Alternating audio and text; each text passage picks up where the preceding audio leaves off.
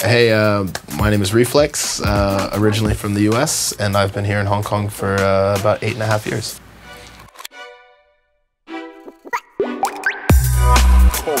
I've always been surrounded by music.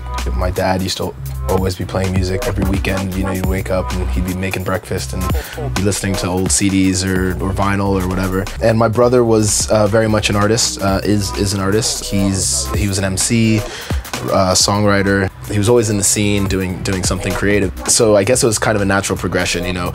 Even when he went away to college, I grabbed all of his gear and like brought it into my room, and I'd be messing around with the turntables and, you know, the keyboards and stuff. So it's always kind of been something that's been in my periphery for a long time. And then when I went off to school, DJing at house parties and stuff, you know, it was just very natural. But it wasn't until really I came to Hong Kong and I started getting really into the scene here that I started performing professionally, right? I started actually being serious about it and getting paid for it. So yeah, that's kind of how it all kind of evolved.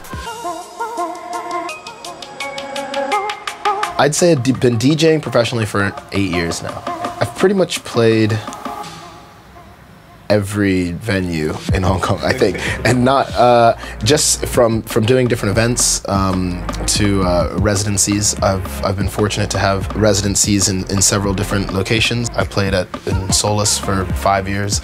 I've been a resident with the Buzz guys over at Fly for 2 or 3 years now. Also Bougie, you know. It's been good that I've been able to play, you know, the smaller, more underground venues, you know, like your Yumlas and Midnight and Triple X and those guys, which I really find to be a challenge and a more allows you to play what you're passionate about. My background comes from a hip-hop side, you know, really growing up with funk and soul and jazz. As a kid, hip-hop was a very natural progression for me. And then kind of moving outside of the US, I was influenced by a lot of more electronic music, you know, house music, drum and bass, breaks, and that's kind of been where my love of music has gone to. I always have a place in my heart for hip-hop, you know, but I play a lot more electronic music, so deep house or garage from the UK, you know, breaks. I always try to throw some breaks into a set. it's one of those styles of music that it doesn't seem very popular, you know, but for me it's very emotive. Just sounds like you want to get up and dance, you know. And then drum and bass has always been something since I've gotten into electronic music that I find is always very interesting. I'll try to throw in as many different styles of music as I can into my set, and I try to do that normally, you know. One thing is people don't necessarily know what they want to hear, you know. They know what they want to hear, they don't know what they need to hear, you know. So a lot of times by changing up the genre, you can really kind of influence someone without them even realizing that they needed to be influenced.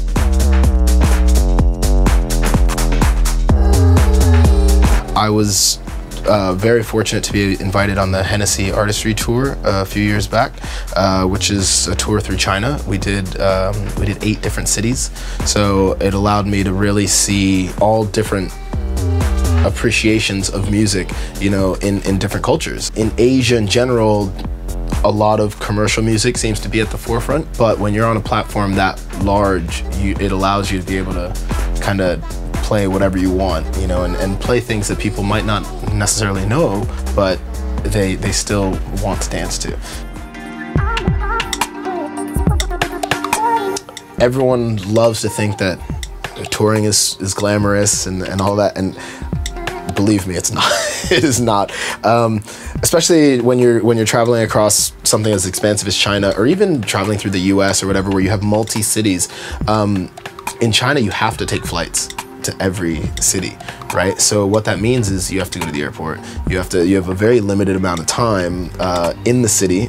I mean, we would land, check into the hotel, do a press conference, have dinner, have to go to the show, perform, go to sleep and do the whole thing over again, starting at 5 in the morning, or, you know, I'm used to finishing at 5 in the morning, you know, and it was just very eye-opening for me, and I felt very much like a small fish, you know, but it was fantastic. It was great, and it was a perfect learning experience.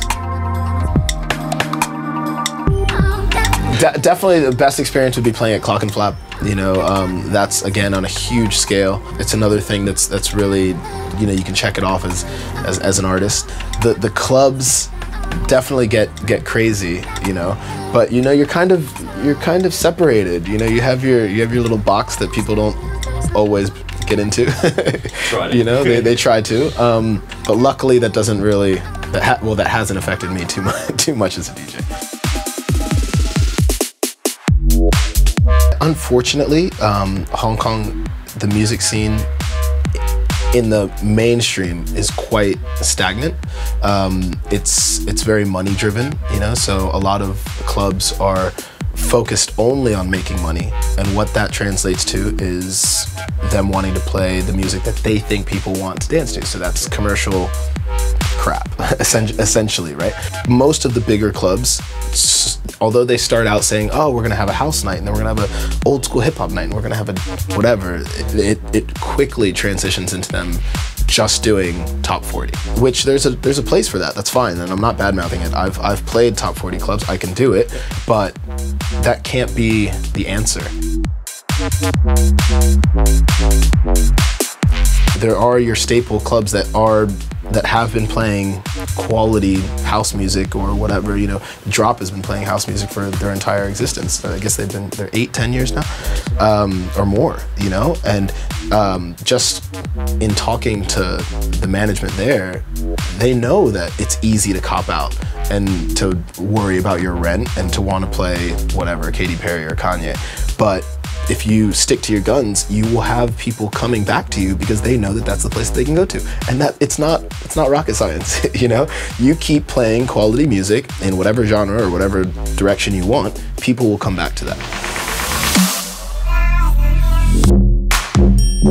It comes back to Hong Kong landlords and rents being ridiculously high, that people get scared because they have to pay 250 grand, 300, 400 grand for their rent every month, you know? So, and when you're serving the same alcohol that everybody else is down the street, you know, you gotta depend on your music, right? So, it's a scary thing for club owners. I'm not gonna say that it's not, you know, a lot of my friends are in this position, you know, but it's something that every once in a while, if you want to influence the scene, you have to stick to your guns, and you might have to worry about rent a little bit, you know, but there is light at the end of that tunnel, I think.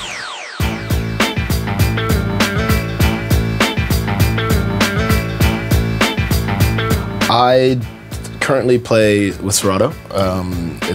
I learned on vinyl, you know, so Serato was an easy transition because it allows you to actually play your MP3s, obviously, through with the vinyl setup. So clubs in Hong Kong, every club used to have vinyl everywhere, but slowly they started replacing with CDJs, and they kept the vinyl there, but people just put shit on top of the vinyl players, right?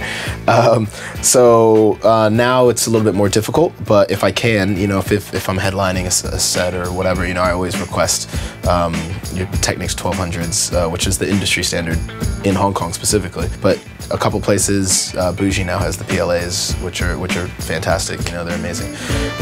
Obviously I can play on CDs, I don't mind it, and a lot of venues, that's kind of what they're moving towards. So Serato allows you to kind of work seamlessly with that anyway. So it's fun, and it's just something about, it's a little bit of a comfort, you know. It's just maybe it's a throwback to me, how I learned, you know. But I feel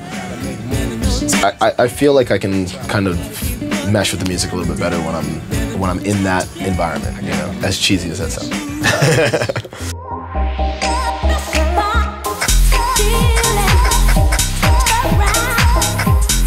there is so much out there in terms of technology and in terms of new school ways of even DJing, you know. One thing that I'd always tell people is it's important to learn the fundamentals. And that's not from me being a purist saying you have to play vinyl, but things like beat matching, you know, they're things that not only help you in your performances, but help you as a professional when you do get to a new club or whatever and they don't have space for your controller, they don't have the, you know, the 2000 CDJ 2000s that you're used to or whatever.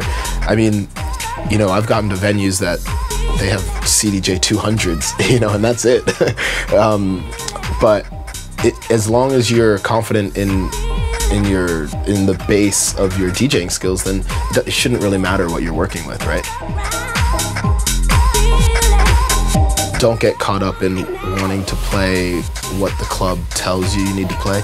Obviously, you want to play to the crowd. You know, you don't want to be focused on your set and just, you know, turning knobs, you know, but if you're interested in introducing a certain style of music to people, then do that, you know, and experiment with that. Don't just kind of fall back onto commercial music or whatever just because you think that that's what the club wants you to do. You can experiment with all types of music and really help introduce that to people, you know. One of the things that I've learned the most is really reading the crowd and seeing how far you can take them, you know, in whatever direction that you're trying to do, right? And learning when to pull back, you know. You can that's okay too to realize, oh, that's not where they wanted to go, you know. Let me make sense of that real quick and go somewhere else, you know. Or that's when scratching comes in handy. You just scratch out of it.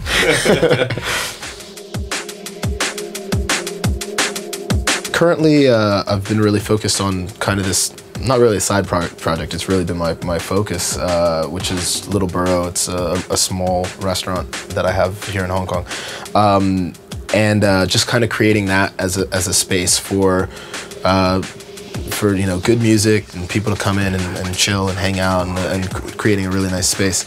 And it's been going really well. You know, we have 3 venues now, but also getting back into DJing. You know, I took a good part of the last year off, you know, because I was really trying to focus on building this brand.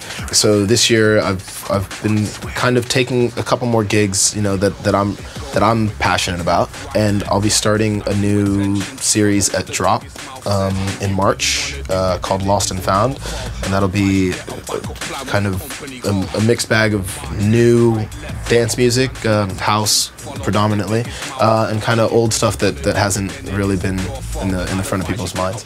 So that's kind of the next step for me, and then hopefully we'll see where 2015 goes. Movements are synchronized for puppeteer strings. Any trendsetters, vendettas, scuppered one swing. Instant submission for an easy life.